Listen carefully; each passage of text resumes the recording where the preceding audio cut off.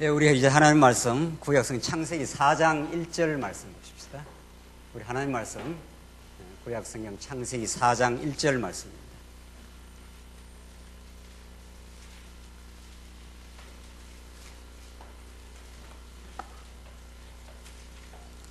예, 이 자신 줄 알고 봉독 드리겠습니다. 창세기 4장 1절 말씀입니다. 아담이 그의 아내 하와와 동침하며 하와가 임신하여 가인을 낳고 이르되 내가 여호와로 말미암아 득남하였다 하니라. 그가 또 가인의 아우 아벨을 낳았는데 아벨은 양치는 자였고 가인은 농사하는 자였더라. 세월이 지난 후에 가인은 땅의 소산으로 제물을 삼아 여호와께 드렸고 아벨은 자기도 양의 새끼와 그 기름으로 드렸더니 여호와께서 아벨과 그의 제물은 받으셨으나 가인과 그의 제물은 받지 아니하신지라. 가인이 몹시 분하여 안색이 변하니 여호와께서 가인에게 이르시되 내가 분하여 함은 어찌미며 안색이 변함은 어찌 됨이냐. 내가 선을 행하면 어찌 낯을 들지 못하겠느냐. 선을 행하지 아니하면 죄가 문에 엎드러져 있느니라. 죄가 너를 원하나 너는 죄를 다스릴지니라. 가인이 그의 아우 아벨에게 말하고 그들이 들에 있을 때에 가인이 그의 아우 아벨을 쳐 죽이니라. 25절로 가보십시다. 25절, 4장 25절. 아담이 다시 자기 아내와 동침하며 그가 아들을 낳아 그의 이름을 셋이라 하였으니 이는 하나님이 내게 가인을 죽인 아벨 대신에 다른 씨를 주셨다 함이며 셋도 아들을 낳고 그의 이름을 에노스라 하였으며 그때 사람들이 비로소 여호와의 이름을 불렀더라.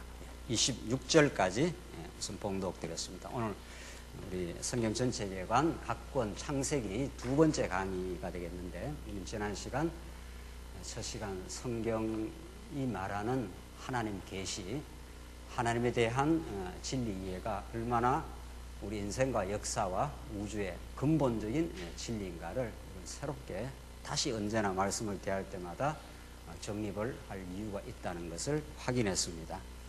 창세기로부터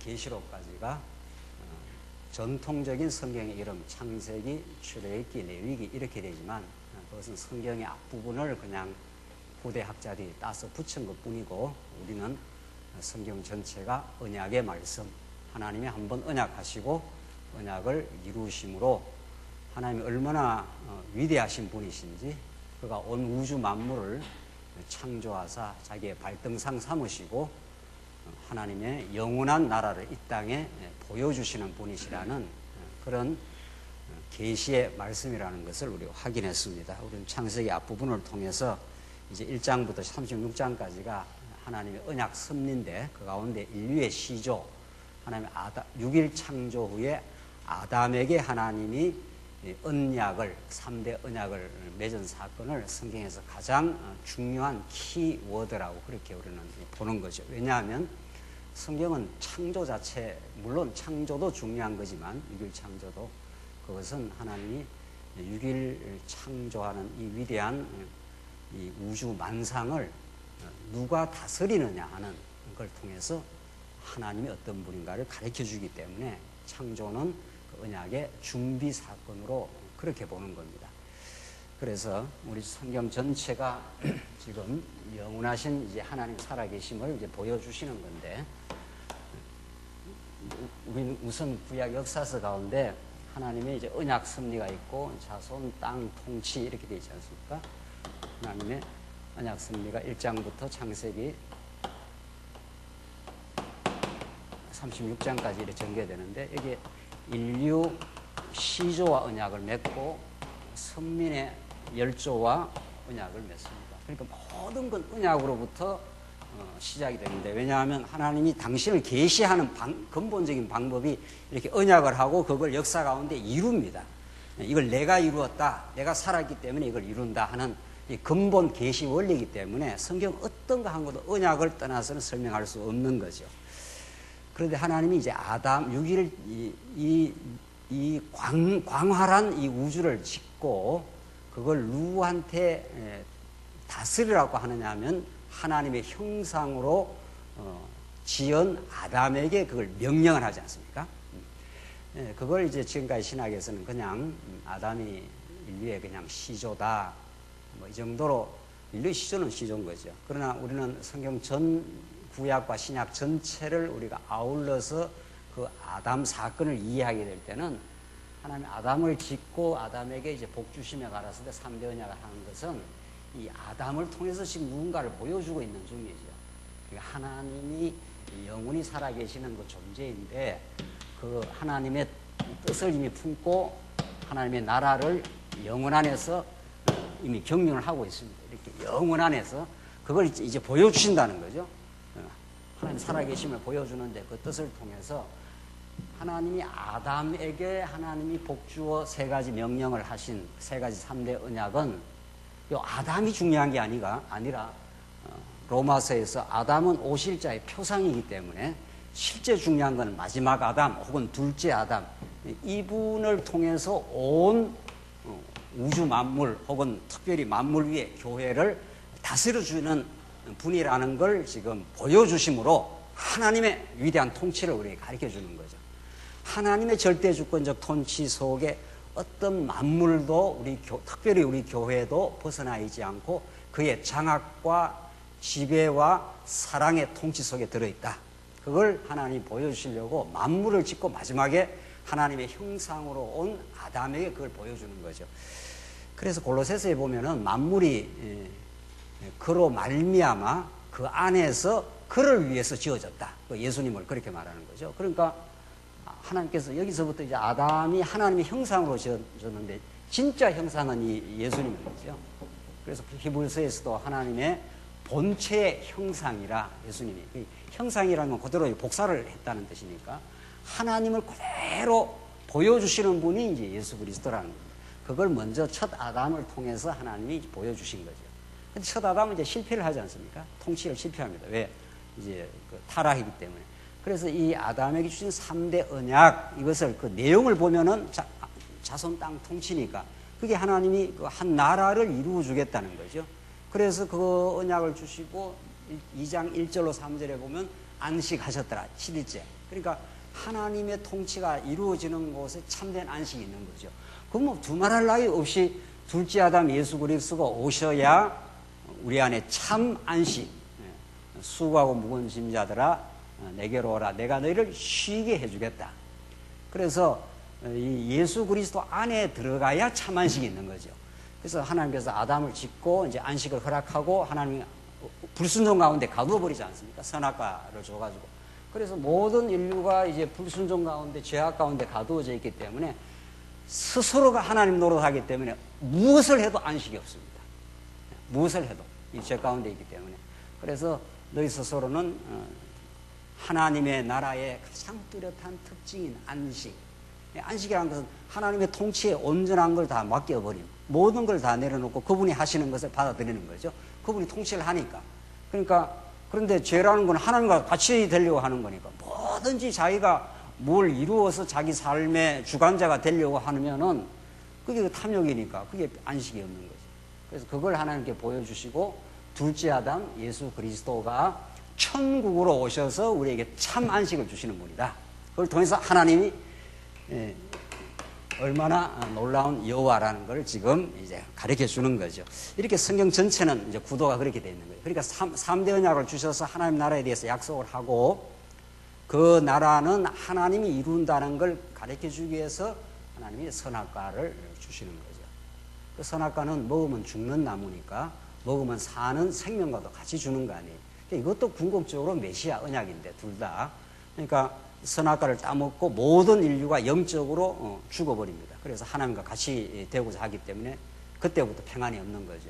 그래서 그 죽음의 자리에 예수님이 와서 죽는 거죠.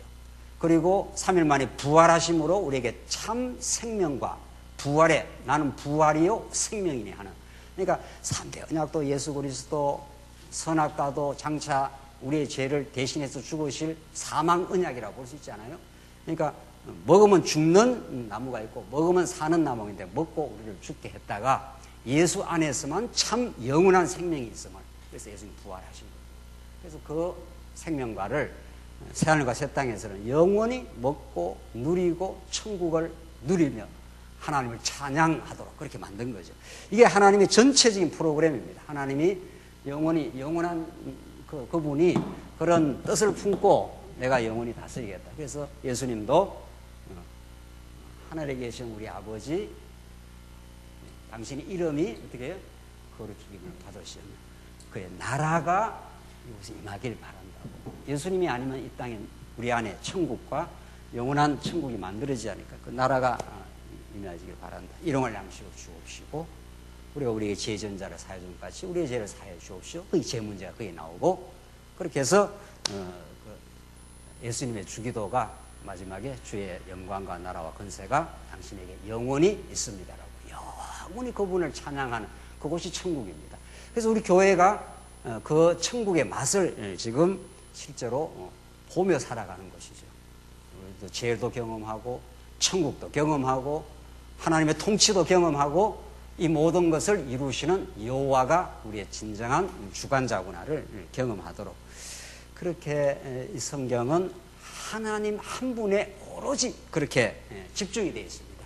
그분을 아는 것이 영생이고 그분을 아는 것이 안식이고 그분을 아는 것이 우리 인생의 의미고 가치고 그분을 아는 것 안에 과거의 역사와 현재의 역사와 미래의 역사가 설명이 되고 그런 거죠. 그분의 작정대로 역사가 진행되어 왔고 한치 오차 없이 지금도 진행시키고 있고 그분의 은혜의 영광을 가르쳐주기 위해서 앞으로도 그분의 작정대로 진행된다. 역사는. 그런 그 전체 프로그램이 창세기 1장부터 3장까지 잘 드러나 있습니다. 창세기 1장부터 3장까지를 잘 보면은 그것이 성경 전체를 보는 하나의 그 창구가 되는 거죠. 오늘은 우리 3장 지나서 4장부터 계속되는 언약 자손의 이제 보호인데 인류와 시주와 언약을 맺었는데 이제 범죄를 했지 않습니까? 그러니까 하나님께서 보호를 해 나가십니다. 계속 한 번 언약하는 그 언약을 하나님께서 끝까지 지키기 때문에 아담이 범죄했을 때 무화과로 자기가 자기를 보호하지만 그 보호가 안 되는 거죠. 인간이 자기를 아무리 은폐를 하려 해도 하나님께서 그거 다 벗겨버리고 가죽옷을 짐승 한 마리를 잡아가지고 가죽옷으로 깨끗하게 덮어서 죄 없다고 그렇게 해주는 거죠. 그렇게 아담을 보호한 다음 이제 가인 심판과 보호가 4장 지금 읽은 내용입니다. 하나님께서 이제 아담과 하와가 동침하여 가인과 아벨을 낳는데 이 가인이 아벨의 제사를 받고 하나님께서 가인의 제사를 안 받습니다. 이게 하나님의 주권이죠.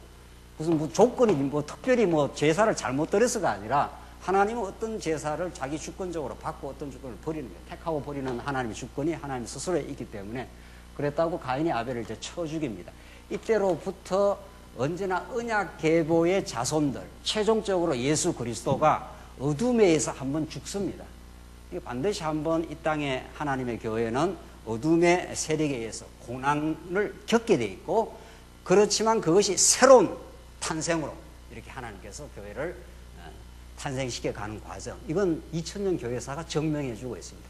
초대교회도 그렇고 16세기 종교개혁도 그렇고 우리 한국 교회사도 그렇고 복음이 전파되는 곳에 언제나 어둠이 하나님의 택한 백성 교회를 어렵게 만들고 그러나 그 어려움이 오히려 새로운 하나님의 언약 성취의 신실함을 맛보게 되는.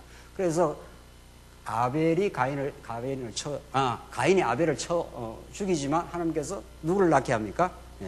셋을 낳게 합니다. 마지막 우리 읽은 대로 셋을 낳게 해서 이 계보가 이제 끊어지지 않도록 이렇게 하신다는 거죠. 아벨 다음 하나님께서 셋이라는 언약 자손을 하나님이 인류의 시주와 언약을 맺었으니까 이게 끊어지면 안 되잖아요. 하나님 내가 살아있다.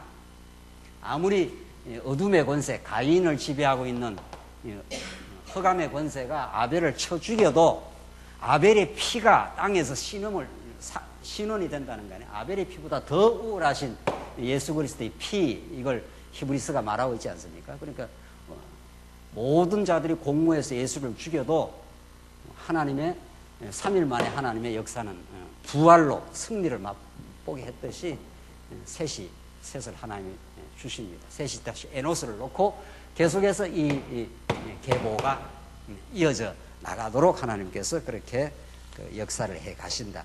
이렇게 하나님이 아벨 대신 셋을 주신 하나님은 다시 이제 인류가 퍼져나가는데 우리가 노아 사건이 여기 나오는 거 아니에요? 노아 때는 모든 인류가 범죄를 합니다. 모든 인류가 폐기하여 그 땅에 죄악이 번성했다고 성경에서 사람의 마음에 죄악이 세상에 가득했다고 그 마음으로 행하는 모든 계획이 악하다 그렇게 하지 않습니까? 그래서 이 노아 시대 때까지 하나님께서 모든 인류가 번창을 하는데 모두가 범죄 가운데 있을 때 하나님께서 노아와 8가족을 방주로 하나님께서 다른 모든 자를 물로 심판하시고 그러니까 이걸 베드로전서가 세례라 그렇게 표현하지 않습니까? 죽일 자를 죽이고 하나님의 노아에게는 은혜를 베풀어서 하나님께서 노아와 8가족을 살려나가는 그 언약 성취의 역사를 계속 이룹니다. 그래서 노아 때 다시 언약을 해서 자손이 번창하고 땅을 정복하라. 이렇게 해서 노아 시대에 하나님께서 한번 물심판으로 심판하시고 노아를 건져내어서 다시 언약이 계속 이루어지는 인류 심판과 언약 사건을 이루어 가시는 걸 알 수 있습니다. 그렇게 노아 시대 때 다시 구원하지만 인류는 창세기 12장 아브라함에게 하나님께 언약을 맺기 이전에 무슨 사건이 나옵니까? 유명한 바벨탑 사건이 등장하여 그 죄악이 얼마나 극도로 치달아 간다는 것을 보여주고 거기에서 하나님께서 셈의 자손에서 아브라함 하나를 이제 건져내는 그게 11장, 12장으로 그렇게 이어지는 거죠. 그러니까 바벨탑이 뭡니까? 내가 성과 대를 쌓아서 우리 이름을 내자. 하나님이 아무리 멸망시켜도 우리가 우리 길을 살 수 있다. 그렇게 바벨탑 사건에서 죄악이 극성을 부릴 때 하나님은 여전히 당신의 언약 자손 아브라함 하나를 셈의 하나님을 찬송하리라고 하다. 이미 셈에게서 언약이 이루어진다는 걸 이미 약속하시고 아브라함 한 사람을 창세기 11장 마지막에서 이렇게 불러내가지고 드디어 아브라함으로 하나님께서 언약이 개성되는 그러니까 아담은 실체적 언약이고 둘째 아담을 바로 보여주고 이것을 아브라함을 통해서 이제 자손 땅 통째라고 하는 그림자적 언약을 아주 우리가 생생하게 역사적 사건으로 잘 하나님 여호와 되심을 깨닫게 하시려고 이제 아브라함과 맺는 선민의 열조와 하나님이 언약을 맺는 장면이 12장에 나옵니다. 12장 한번 보십시다. 12장 1절. 12장 1절 여호와께서 아브라함에게 이르시되 너는 너의 고향 친척 아비 집을 떠나 내가 내게 보여줄 땅으로 가라. 내가 너로 큰 민족을 이루고 내게 복을 주어 내게 이름을 창대하기리니 너는 복이 될지라. 너를 축복하는 자에게는 내가 복을 내리고 너를 저주하는 자에게는 내가 저주하리니 땅의 모든 족속이 너로 말미암아 복을 얻을 것이라 하신지라. 이제 하나님이 당신을 이제 여호와로 보여주시는데 모든 인류가 지금 바벨탑 사건으로 흩어져 있고 죄악이 관영해 있는 그 속에서 하나님은 당신의 언약을 아브라함 한 사람을 뽑아내 가지고 복의 근원이 될 것을 그렇게 말합니다. 이건 뭐 두말할 나위 없이 장차 오실 메시아의 예표고 예수 그리스도가 우리의 복의 근원이 되실 것인데 물론 이렇게 하나님께서 이제 아브라함에게 갈대아 우리에서 뽑아내시고 당신이 지시할 땅 가나안 땅으로 하나님께서 가게 해서 무조건적으로 복의 근원이 되게 하는 거죠. 아브라함 행위하고 아무 상관없는 거죠. 아브라함이 하나님 앞에 뭘 잘했다든가 하나님 앞에 충성을 했다든가 하나님 앞에 요구를 했다든가 기도를 했다든가 이런 아브라함 편에서 어떤 조건이 하나도 없는 거죠.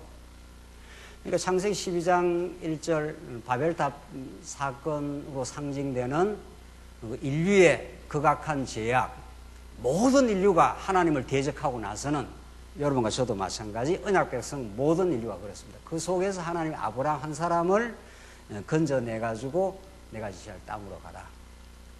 그 땅에서 내가 큰 민족을 이루어 주겠다고 하나님이 약속하시고 그 약속을 이룹니다. 이것이 이제 그림자적으로, 모형적으로 실제로 자손도 번창하고 실제 가나안 땅도 정복하고 다윗 왕을 통해서 그 나라가 잘 통치되도록 하는 이 그림자적인 모형적 언약은 전부 예수님 한 분에 와서 이제 이루어질 그 내용인데, 우선 가나안 땅 언약을 이루어 가시는 아브라함에게 이루어 가시는 내용을 한번 보십시다. 그렇게 하나님께서 언약을 줘서 하란 땅으로 와서 세겜 땅, 하란을 지나서 세겜 땅에서 가나안 땅을 줬는데 그냥 그렇게 살게 하면 되지 않습니까? 근데 그렇게 안 하고 하나님께서 약속의 땅에 기근을 일으켜 버리고 맙니다. 그러니까 살지를 못하는 거죠. 하나님 여기가 약속의 땅인데, 여기가 약속의 땅인데, 갈대아 우르가 여기 있고, 여기서 불러내서 이 약속의 땅을 주셨는데, 여기서 그냥 살게 하는 게 아니라 이 땅이 하나님의 능력과 은혜로 주어진 땅임을 알게 하기 위해서 이 땅에 기근을 일으켜서 아브라함이 어디로 내려가게 합니까? 애굽으로 내려가게 합니다. 그래서 우리 잘 아는 여기서 부인을 속여가지고 그렇게 자기가 살려고 이제 부인을 속이기까지 해서 나중에 오히려 그 애굽 왕에게 하나님께서 이제 진노를 내리시는 사건이 등장하는 거잖아요. 그러니까 이 가나안 땅은 아브라함이 뭘 잘해서 받는 게 아니라는 걸 원래 은혜로 준 땅이고, 영원 안에서 우리가 하나님의 나라 백성이 영원한 은혜로 우리가 하나님의 백성, 하나님의 나라를 누리는 은혜로 받은 거죠. 이미 창세 전에.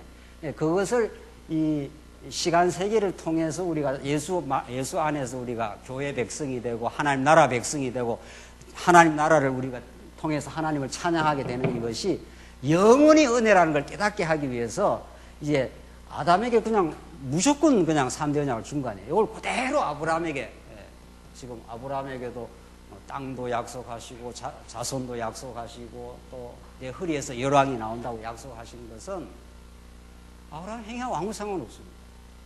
근데 너무도 잘 알고 있는 대로 그냥 하나님이 찾아오셔서 그렇게 약속하시고 이루어 가시는 거죠.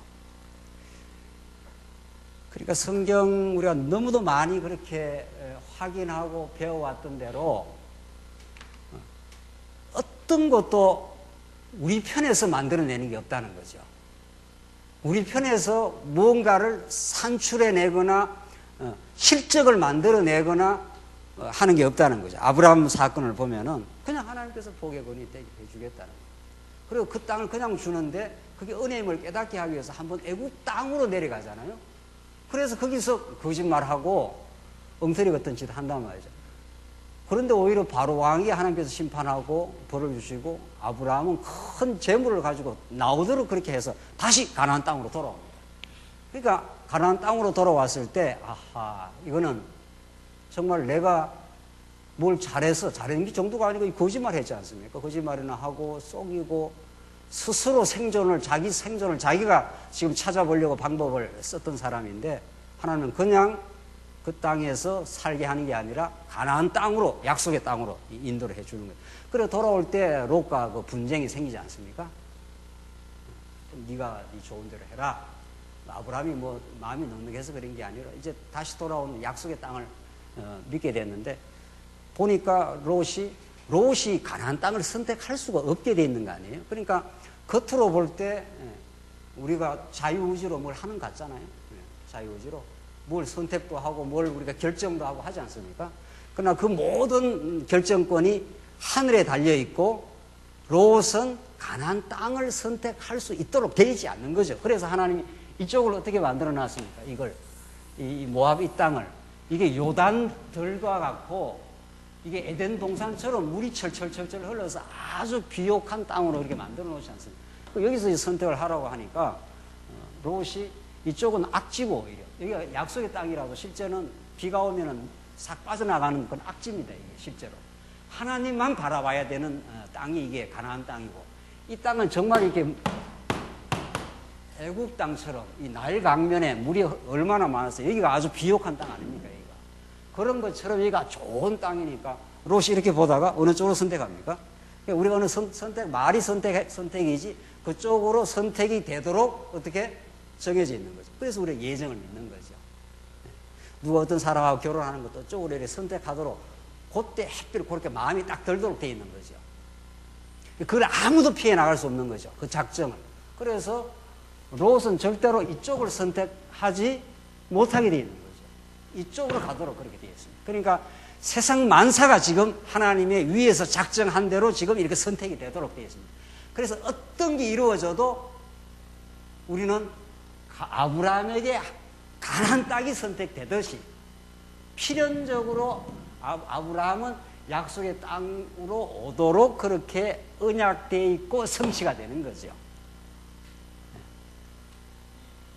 이게 진짜 하나님이 이제 행하시는 그 일이라는 겁니다.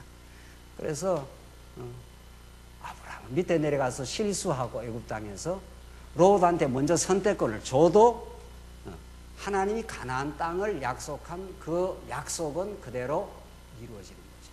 이건 말할 것도 없이 예수 그리스도 안에서 천국 땅은 어떤 우리의 때로는 실수, 때로는 범죄, 이런저런 모든 일들을 겪어도 예수 안에 주어진 천국 땅은, 새하늘과 새 땅은 어떤 경우가 있어도 하나님께서 약속대로 우리에게 주고야 마실 여호와라는 거죠.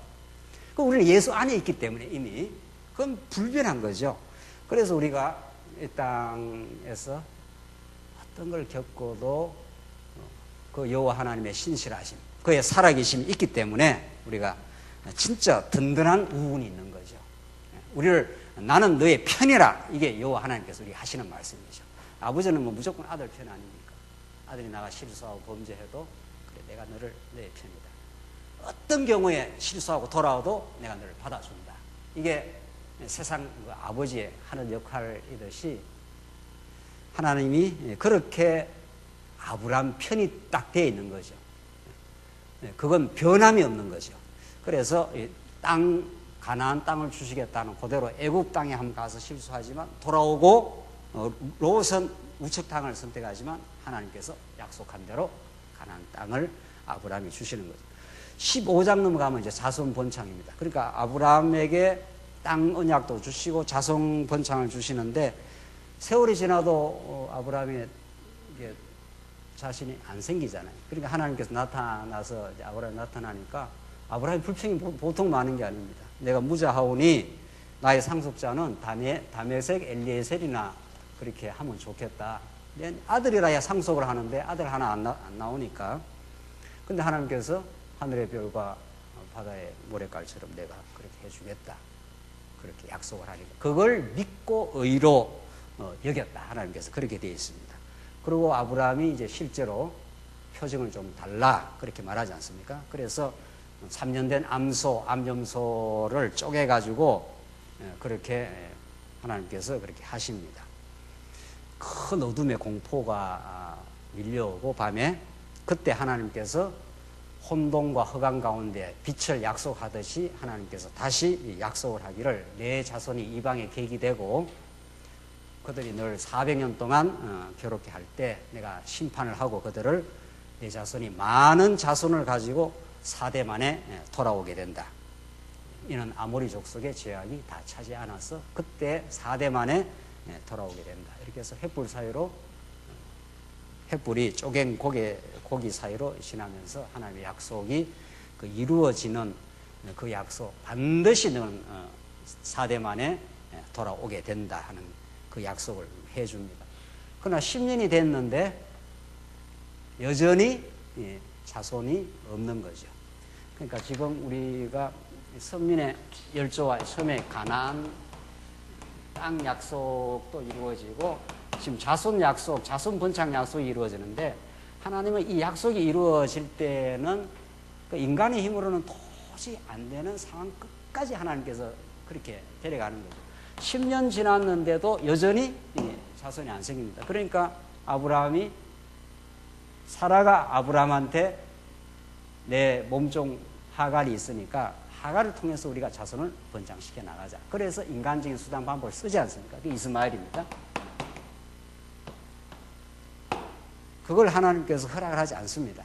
그래서 반드시 하나님의 약속이 이루어질 때 인간 편에서는 안 된다 하는 그런 절망감을 느끼게 되고 수단 방법도 써보는 거죠. 그러나 그것이 하나님의 약속을 이루는 방법이 되지 않는 거죠. 그래서 99세가 이제 그래서 엉터리 이스마엘이 하나 나온 겁니다. 그러니까. 그런데 세월이 또 지나가서 99세가 되었는데도 여전히 자손이 없는 거죠. 그때 이미 사라는 경수가 다 떨어지고, 그때 하나님 또 나타나가지고 내년 이맘때 자손을 낳는다, 이렇게 하는 거죠. 그러니까 하나님의 진짜 약속, 하나님의 약속은 그 천국인데, 천국이 이루어지기까지 인간은 이 방법도 써보고 저 방법도 써보고 아무리 방법을 써도 불가능한 상황까지 하나님께서 끝까지 하나님께서 몰아가십니다. 그러니까 아브라함이 속으로 불평을 했다는 거 아닙니까? 내가 지금 나이가 지금 얼마인데 내년이면 100세가 됐는데 무슨 아이를 낳겠느냐고. 그러니까 하나님 앞에 불평을 합니다. 사라가 지금 90세인데 무슨 수로 아이를 낳느냐. 그렇게 불평하고 이제 시간이 지나가는 거죠. 그리고 이제 열국 통치가 이루어집니다. 열국.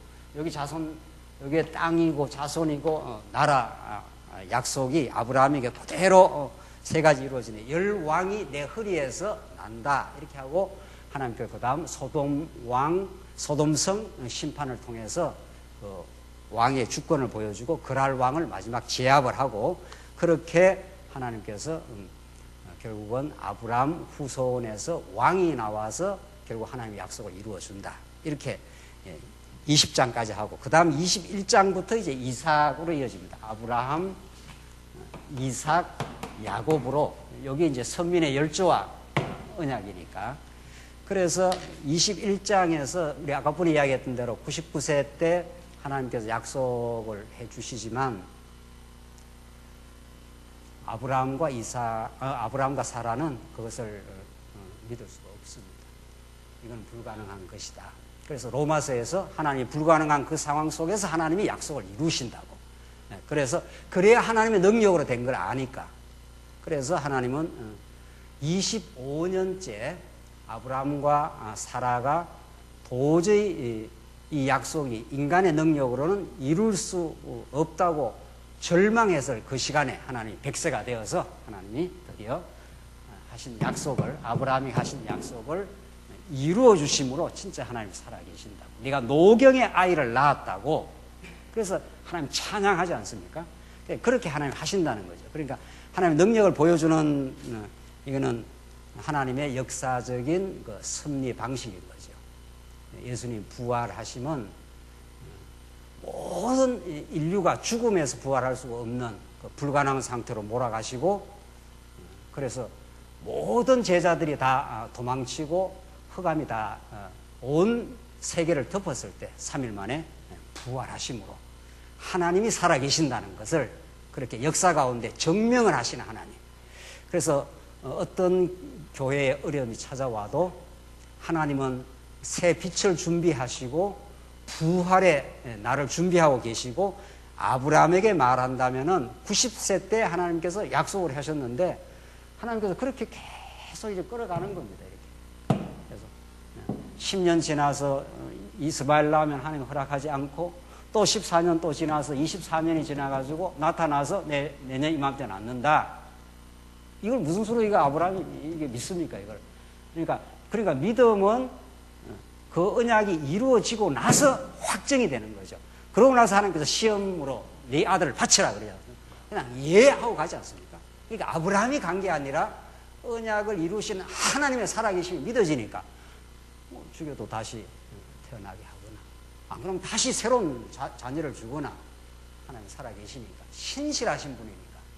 그래서 그렇게 불순종하고 믿음 없는 아브라함이지만 하나님께서 그 불가능 속에서 가능을 만들어내신 하나님의 약속 성취를 하나님께서 이루어내시고 나니까 그때라야 믿어진 거죠. 그래서 예수님 제자들도 부활하시고 성령이 오시고 나서는 그때는 죽었다 깨어나도 예수님 부활하셨다. 결코 교회는 망하지 않는다고. 하나님이 교회를 통치하신다고. 그렇게 믿어지게 하시려고 하나님께서 계속 이렇게 몰아가는 섭리가 있는 거죠.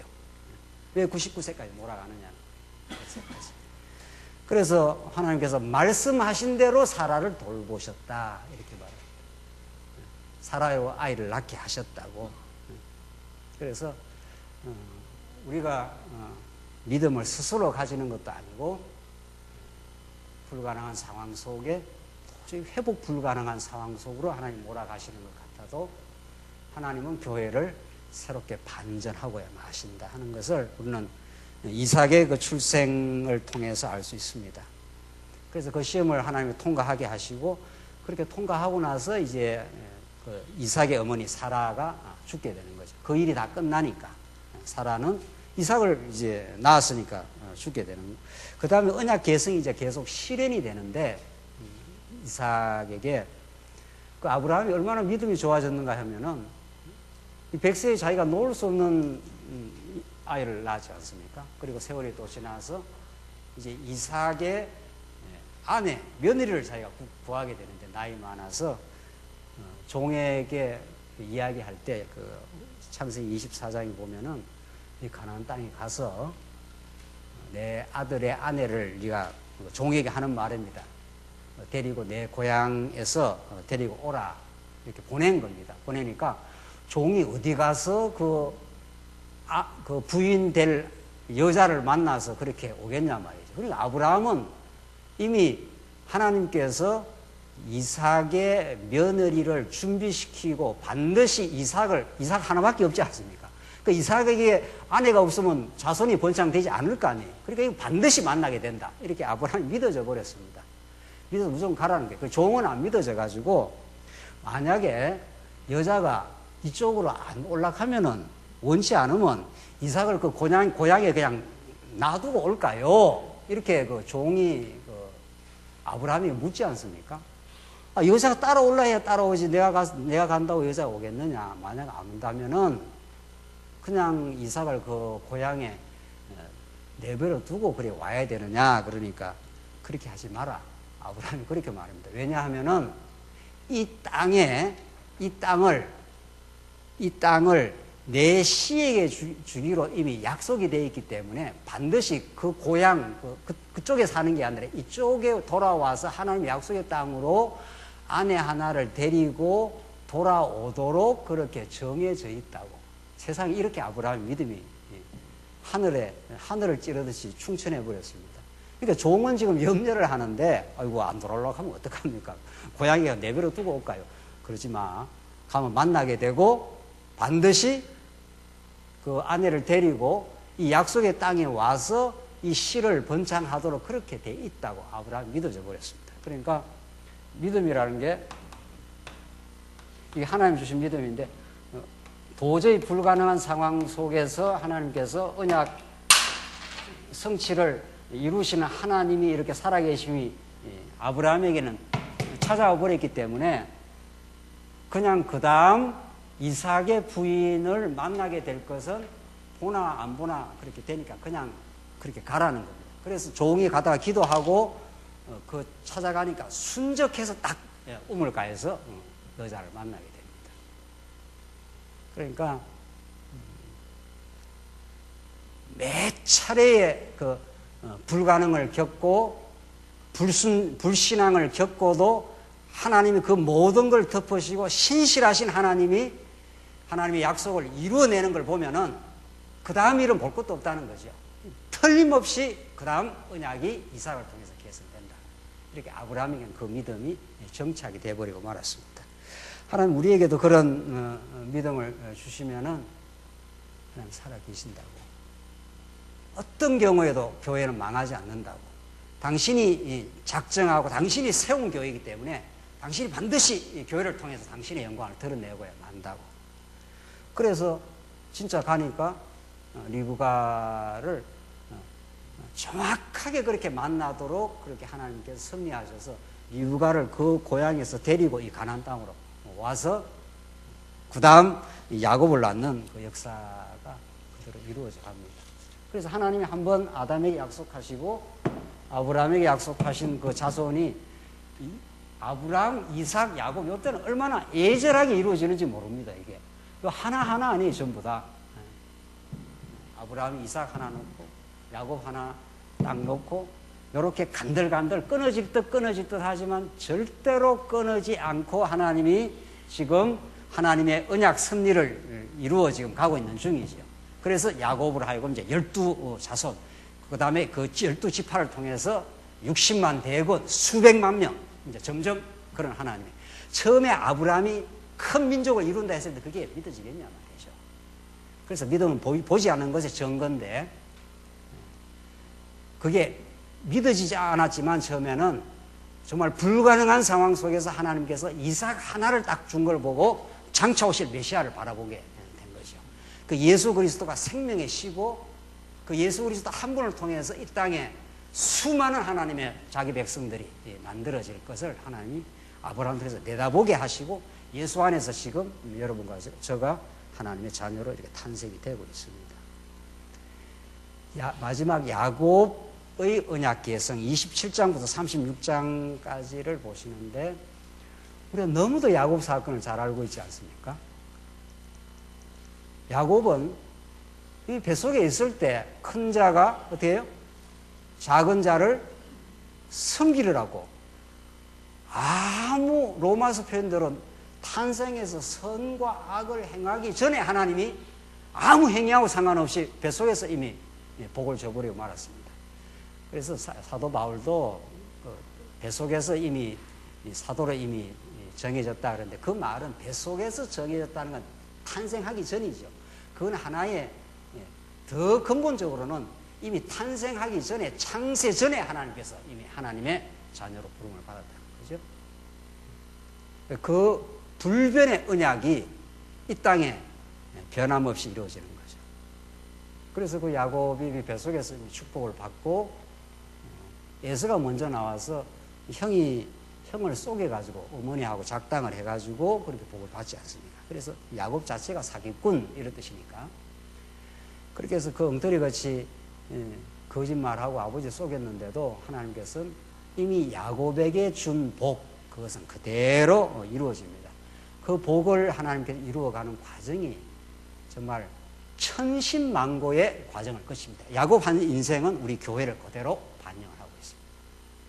하나님이 택한 백성은 이미 만세 전에 아무 행위 없이 하나님의 자녀가 이미 되었는데, 이 땅에 던져지고 야곱이 우여곡절에 온통 우여곡절을 겪으면서 야곱의 불신앙과 죄악성이 노출되면 노출될수록 하나님의 넘치는 은혜가 더욱더욱 넘쳐가는 것이 야곱 전 생애를 27장부터 36장까지 그 길게 야곱의 언약 계성의 사건을 보여줍니다. 에서가 죽이려고 하지 않습니까?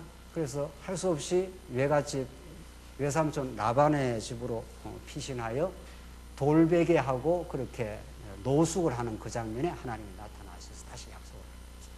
그러니까 하나님께서 언약 백성들이 언제나 위기의 순간, 가장 고난에 빠졌을 때 다시 하나님이 등장해서 내가 이 땅으로 다시 돌아올 때까지 너를 결코 떠나가지 않는다고 하나님께서 야곱에게 그렇게 위로하시고 그 약속을 합니다. 그렇게 하나님께 약속하시고 라반의 집에 당도를 해서 열심히 일했는데, 야곱이 사기꾼이지만 라반은 더 사기꾼 아닙니까? 그래서 이거 뭐 피신한 곳이 오히려 더 고난을 이제 겪게 됩니다.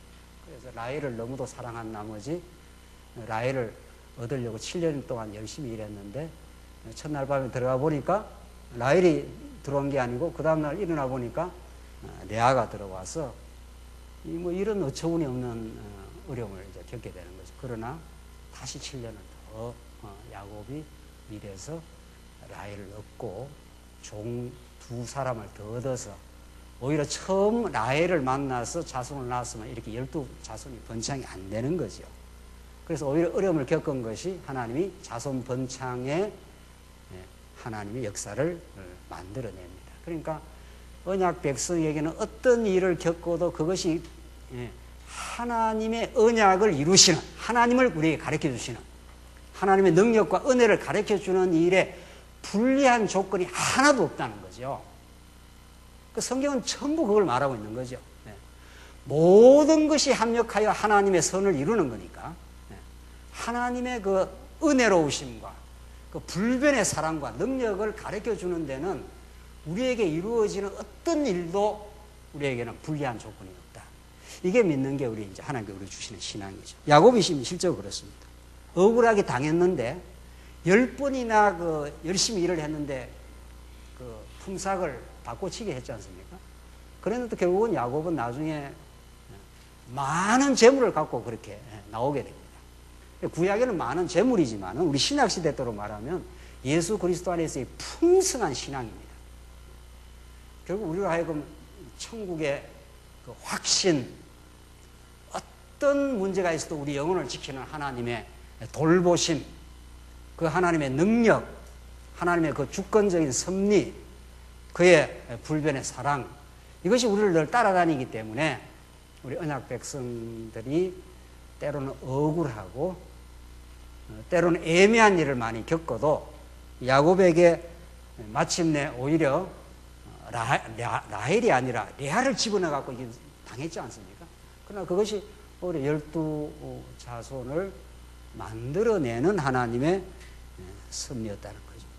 그리고 그렇게 재산이 풍성해지니까 라반의 낯이 변해가지고 다시 어려움을 겪게 되고, 그래서 언약의 땅으로 돌아오게 됩니다. 안 그러면 언약의 땅에 안 돌아오는 거죠. 거기서 그냥 라반이 잘해줬으면 그냥 살 거 아니에요.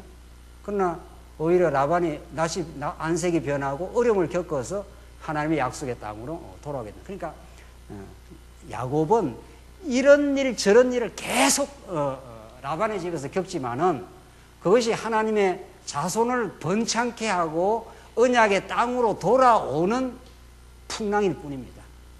풍랑이 일어야 배가 잘 간다는 거 아닙니까? 언약 백성들에게 주어지는 어떤 일도 하나님의 언약을 만들어내는 하나님의 추동력이지, 그것이 언약 백성들의 불리한 게 없는 거죠. 왜? 하나님을 보여주는 일이니까. 약속이 이루어지는 일이니까. 그래서 돌아오는 길에 에서가 이제 기다리고 있습니다. 그렇게 한 20년 훈련 받고도 야곱은 여전히 불신앙입니다. 이게 야곱의 그 인간의 옛사람의 어리석음은 하나님이 끝까지 노출을 시키는 거죠. 그래서 두 때로 나눠라. 한 때를 치면은 내가 한 때가 살아나겠다. 이렇게 해서 인간 방패막이를 지금 했던 야곱입니다. 그러니까 성경은 얼마나 인간이 참 어리석고 끝끝내 하나님의 은혜가 아니면 아무것도 아니라는 것을 그렇게 보여줍니다. 그래서 약복강 사건에서 하나님께서 천사가 나타나서 야곱을 쳐서 거꾸로 틀리고 이름을 이스라엘이라 하나님 그렇게 주시는 거죠. 그래서 하나님은 이 아브라함, 이삭, 야곱으로 이어지는 야곱이 뭘 잘해서 지금 복을 받은 게 아니라 하나님께서 뱃속에서 이미 복을 받았고, 그리고 살려고 발부둥 치고 계속 어려움을 겪고 그 하나님이 그대로 약속의 땅으로 돌아오는 그것을 보여줘도 여전히 야곱은 불신앙했습니다. 그러나 하나님이 다시 야곱에게 이스라엘이라고 하나님을 이겼다고 하는 이 놀라운 칭호를 야곱에게 그냥 준 거죠. 야곱이 하나님을 이긴 게 아니라 하나님이 저어주신 겁니다. 진짜 하나님이 저어주신 겁니다. 그래서 너는 불순종해도 내가 한번 약속한 약속을 그대로 내가 이루어 주겠다. 너가 나를 이겼다고 해주겠다고 이스라엘이라. 그렇게 그 놀라운 칭호를 줘서 그게 결국 이스라엘 국가가 되는.